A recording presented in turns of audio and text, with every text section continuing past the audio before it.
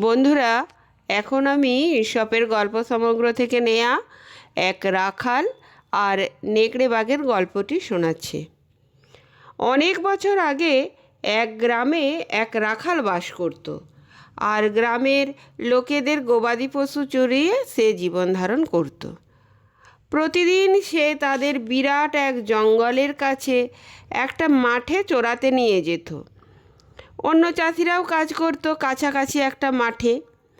একদিন রাখালটি মজা করার জন্য হঠাৎ নেগড়ে বাঘ বলে চিৎকার করতে করতে ভীতর স্বরে তাদের ডাকতে লাগলো।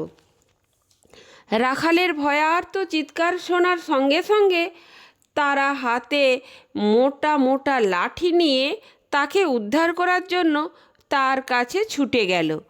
কিন্তু তারা সেখানে কোনো নেকড়ে বাঘকে দেখতে পেল না। দেখল রাখালটা একটা গাছের নিচে দাঁড়িয়ে তাদের দিকে তাকিয়ে ব্যাঙের হাসি হাসছে। রাখালটি বেশ কয়েকদিন ধরে তাদের সঙ্গে এইভাবে প্রতারণা করতে করতে চাষিরা নিজেদের কাছে বোকা প্রতিপন্ন হলো।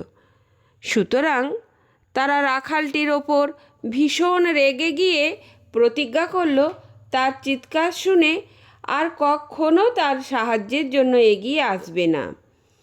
এর মধ্যে একদিন সত্যি সত্যি জঙ্গল থেকে একটা নেকড়ে বাঘ বেরিয়ে এসে গবাদি পশুগুলোকে আক্রমণ করলো। যথারীতি রাখালটি প্রতিদিনকার মতো সাহায্য চেয়ে চিৎকার করতে শুরু করলো, কিন্তু চাষিরা তার চিৎকার শুনে কেউ সাহায্যের জন্য এগিয়ে এলো না। নেকড়ে বাঘটি অনেক গবাদি পশুকে হত্যা করে শেষ পর্যন্ত রাখালটিকে মেরে জঙ্গলে চলে গেল।